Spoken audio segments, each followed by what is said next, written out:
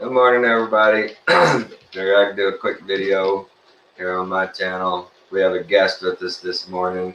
It's Keone. She's a heck of a dog. She's all about rabbit and cat hunting. Here's Kimmy, her compadre. Their sister. They're quite a tandem. And we have Alan. Alan from the Fin channel. He he now and then comes over to our channel and visits. He's a long ways away, so we're glad he could join us. I'm telling you, Tommy, every morning when I wake up here in Texas and realize, you don't know what the weather's going to be. It was like a 90 the other day. It's in the, it's 50s out. 51 right now.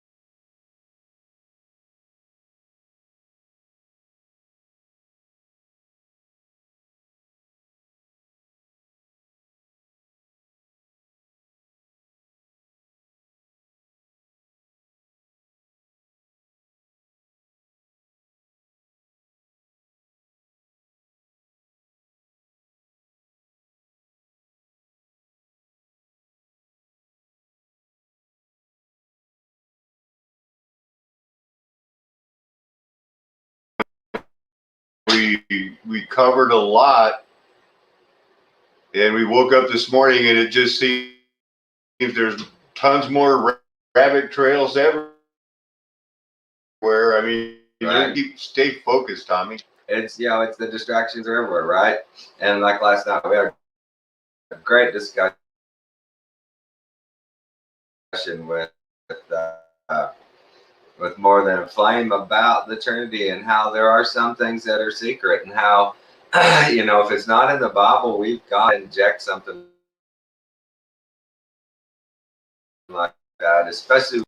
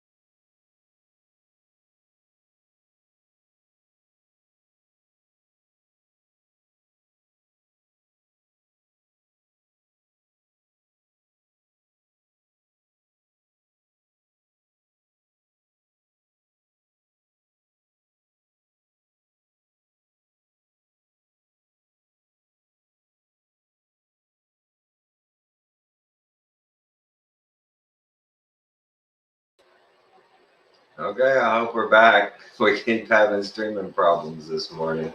This is going to be a choppy video.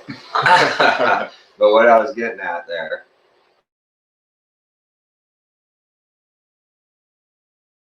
was as you learn stuff, as things are revealed to you, you got to go back to the Bible and the source. And we just go by the rule of thumb that if it's not presented in the Bible to us, we're hard pressed to follow it and give it any credence, especially when there's a generation that will burn you at the stake for going against the teaching. And it's like, wait a minute, what? These people have just all of a sudden decided you believe this or you die at the stake. Alan, how's that fair? How does that? You don't find that in the Bible, but they're going with it, and they'll argue to the death over it. It's not enough to, it's like, we hate that vicious God of the Bible because he was going to, have some people stoned. Right. But then it's like, well, here's doctrine, and it says there's things to argue. You know, don't argue about what foods you're going to eat with your brothers, what day you worship on. Argue about things about whether you should be circumcised. Right. But it never gets down to, and if they disagree, I mean, how do you get from shake the dust off your sandals and say, I'm going to another house then, to I'm going to draw and quarter you and disembowel you and then leave your head on a stake for 6 months? Right. Because you don't believe in the Trinity. Right.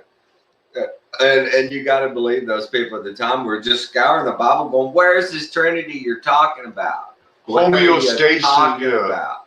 Where does it say it? Where does it say it? And they pick this one verse and go, see, that's what this means. It's like, wait a minute, you're going to kill me because of that? Not fair at all.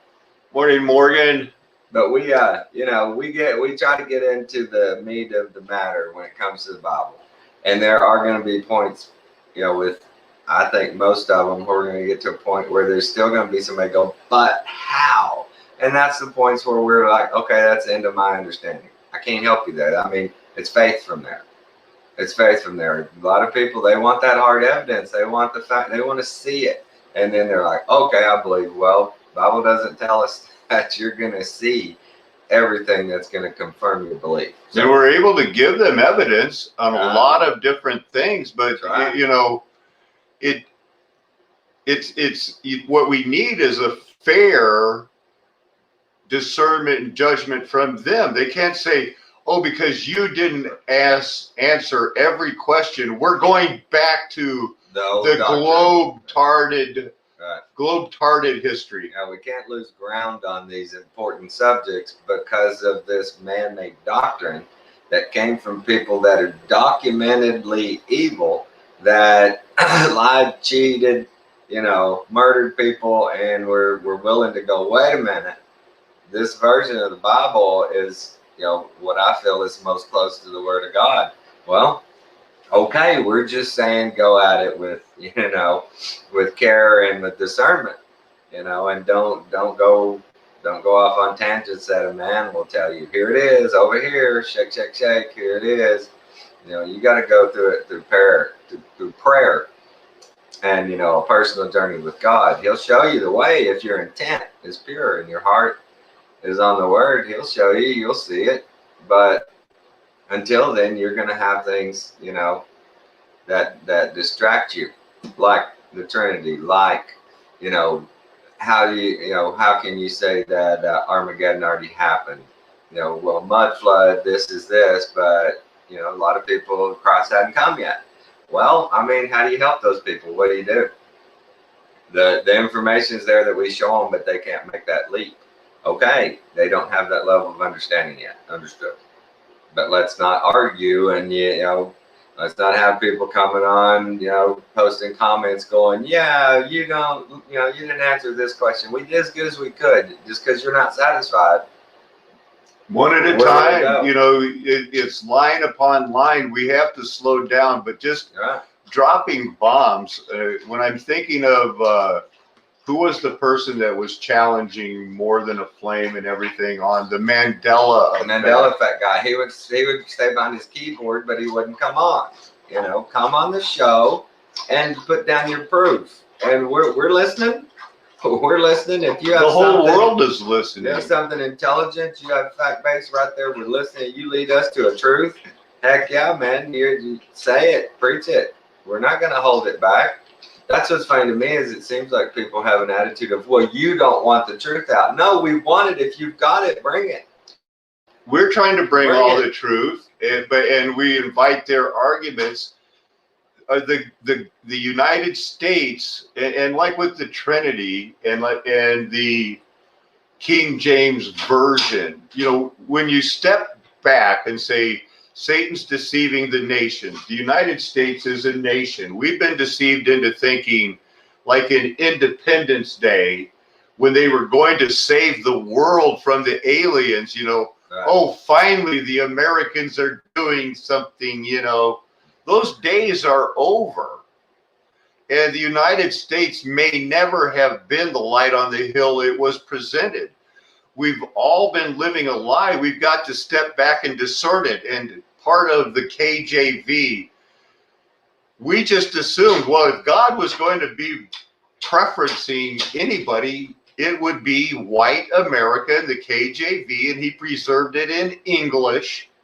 Right. That's a reach for the rest of the vaulted dome earth people. Right. It's Right. going to be English. Hey, Ellie. What's up, girlfriend? Try to learn English, you know.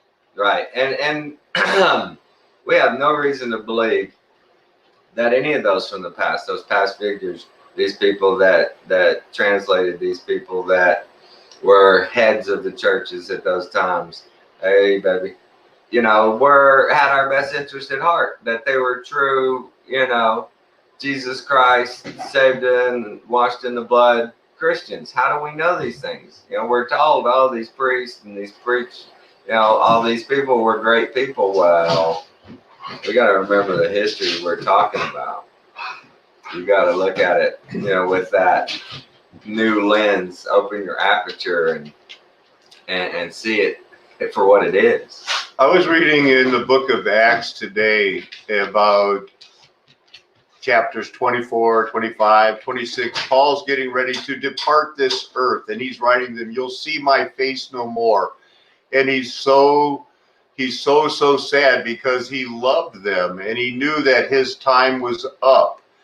And we only have so much time in this world. He had been someone that had killed the Apostle Peter's best friend.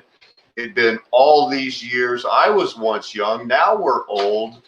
And all we can do is just keep going day to day and presenting things. And with the Holy Spirit in our heart now, we don't want anybody to be drawn and quartered anymore. We don't want to be tied to a religion that expects us to accept, yeah, maybe that was a little over the top, but we still defend their right that the Trinity was worth defending. Right. When nobody explains it the same way. Yeah. And it was that there was, you know, the one God of Israel, and you just can't draw and quarter people. They can't be living in fear that, you know, one step group out of line, I say one thing wrong. And it's the whole aspect that, well, they could do it because the Pope said they could. There you go. How do you reconcile people who think, well, yeah, the Pope, he okayed it? Okay, so that made it holy. That made it okay. Whatever. It doesn't make any sense to me. The whole Pope and the whole hierarchy of the Catholic Church is evil. It's a Masonic construct. You know, you just can't believe those things. And it's hard to get past that because that's what we've been told. That's our history. That's what they wrote down. That's what we've been given. Our visible history is, you know, we have seen the top politicians of the Republicans and the Democrats both line up to kiss the Pope's ring. And that can't not have an effect on us of like, oh, you know, it all is because of pro-life. You know, we're being manipulated because we're pro-life Christians. Yep. And we keep thinking, well, it's the least we can do. It's the only thing we can do. How did we get there? That for 50 years, it'll be 50 years in 2023, the 50th anniversary of Roe v. Wade, and we still going to act like science doesn't know when life begins? Right, and they're still trying to carve out these spaces where, oh, it's not a human until this point or this point, and they still kill as they argue. Where is life? We don't really know. And it's just, oh my God, it's the spineless right going, no, we're fighting for babies' rights, and the left going, yeah, but the woman has rights too. Well, hey, you're okay. Let's talk about this. Well, the whole time they're killing, and the right comes out going, well, we fought the hard fight. Maybe next time. Keep voting for us. Yeah, vote again. We've got some real good stuff coming. We're going to get them next time. Do you like the status quo? Right. Then vote on that bill that gives them $600 million in funding to kill more babies and go, hey, it had other good stuff in the legislation. Like LGBTQ in Pakistan. You got to help. Yeah, we're, you know, it wasn't perfect, but, you know, it was good for the most people. What about every one of those babies? Was it good for them? Not one single time have they voted for that baby, ever. The Bible said, come out from among them and be ye separate. But it didn't mean be ye separate in your room, locked up because of a mask and a pandemic. You're going to be separated with your new family, your brothers and sisters in the Lord. Wake and bake, everybody. Good morning. All right. But, yeah, it's just crazy. The program they've gotten us into. We've got theology. We've got the stones. We're agreeing with the people that they've added 1,000 years to history for nefarious reasons to act like, you know, we should have always known that Darwinism is true. Right. Easy peasy. It's right in front of your eyes. Well, we basically read the Bible as they used to be cavemen, but then they evolved into religion because people just naturally need a God because they were so afraid of lightning and thunder. We just couldn't handle it anymore.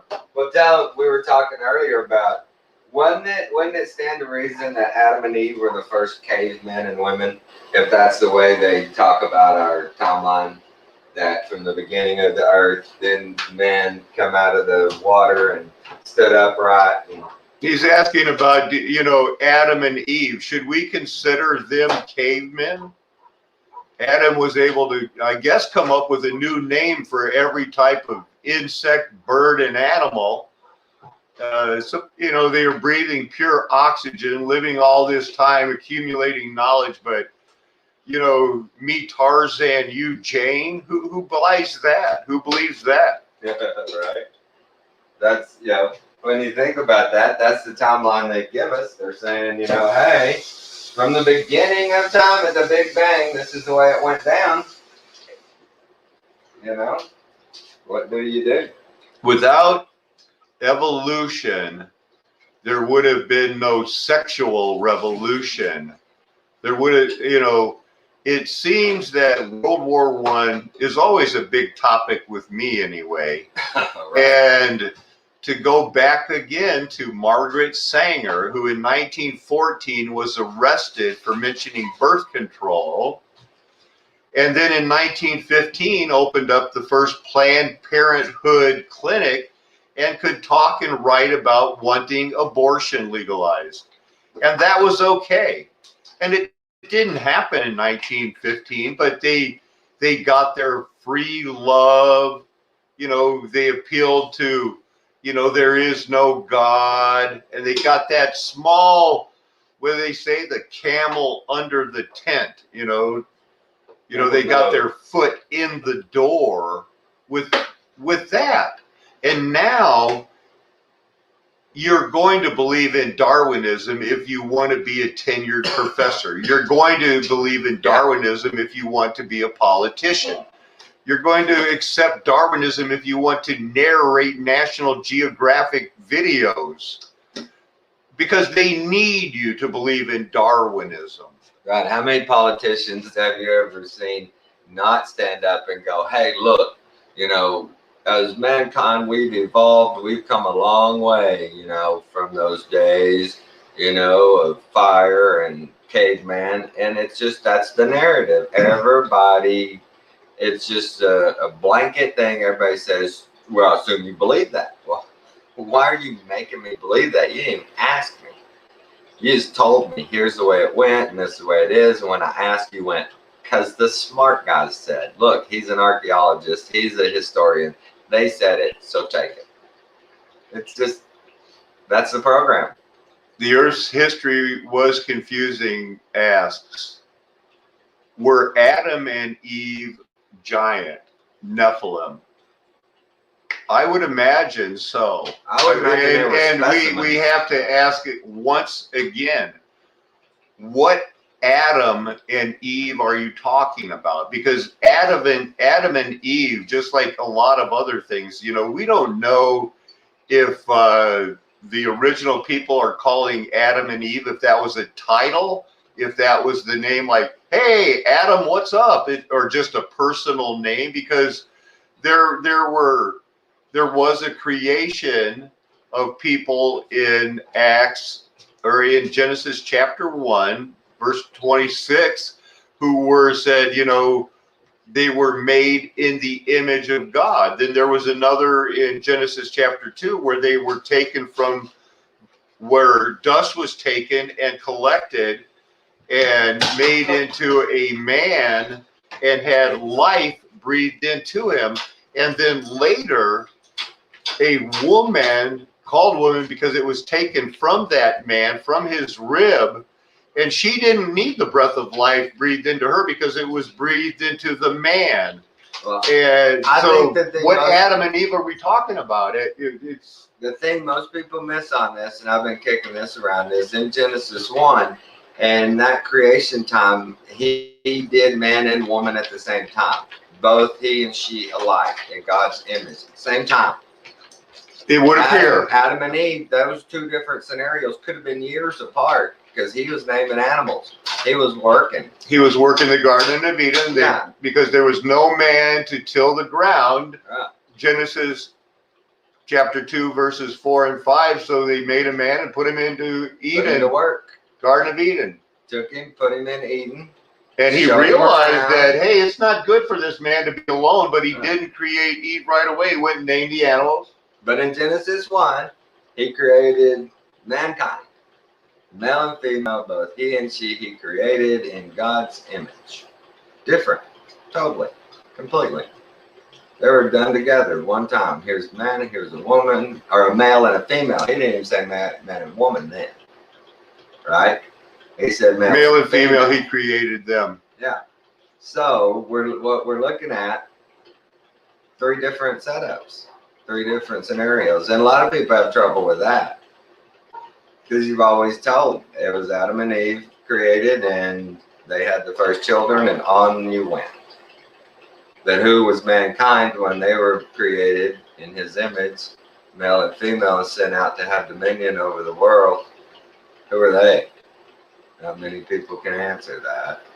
It is possible that if you had an Adam and Eve type giant Nephilim type situation, and we don't know because they're in my world, there was more than just 1, 2, 3 creations, or creations, events, or restarts, were times where God had, and the world was made void, because that's what it really says. I kind of infers that before that there was something. We also have a time when Moses, God was so upset with the people, he told Moses, these people, while you were gone getting the law written on these tablets, have made idols, and now they're worshiping them. I'm going to wipe them all over and start out with just you, Moses. So somehow it could have been voided and then used Moses' genetics to pull a rib out of Moses. We don't know, but Moses said, no, we're not going to take a chance of letting these people die, saying his name could be embarrassed. That stopped that cycle of who knows how many and how many different sized Nephilims make up the mountains. But that broke that cycle, because now we have a chance where God in the flesh, they could raise a prophet like Moses who will not let the name of God be embarrassed. Right. And that's where we're at now. And when it comes to Adam and Eve and their stature and such, I think they were specimens. I'm sure they were just amazing. They're beautiful and handsome, and I mean, as perfection goes, in the human form, I would think that they were the cream of the crop, and it just it went downhill from there. You know what I'm saying, Al? I agree. Yeah, that's And, what they. I mean, probably. Were they Nephilim? I don't know, but I know that they were the most perfect humans. Well, let's just say, you know, the Bible excludes people that, like, if you're born with a withered arm, you can't become a priest, a Levite. Right. You can still be a Levite, but you're not going to be in the drawing by lot, like Zechariah, John the Baptist's father. By lot, he was chosen to go in to be the high, you know, present the incense and things. You couldn't do that if you had a withered arm. So we're going to say Adam and Eve had no blemishes. They didn't get no pimples. Right. You know, and things like that. They were as good as the people you And could the foods they ate were smart as you could pure. be. They were firing on all cylinders. Yeah, they were special. Right. Right. And anything after that, I would think, if you look at it as a pool, just poison the pool more and more and more and more as it went. Well, as soon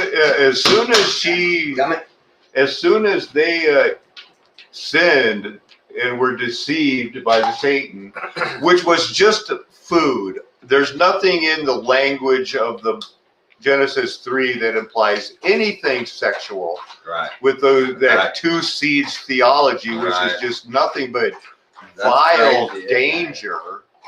Hey, Shaq, so what's up? So you can't deal with that. It was just about food, and when they sinned, they knew good from evil. You know, that's the stain, and we're still dealing with that today. Right, right.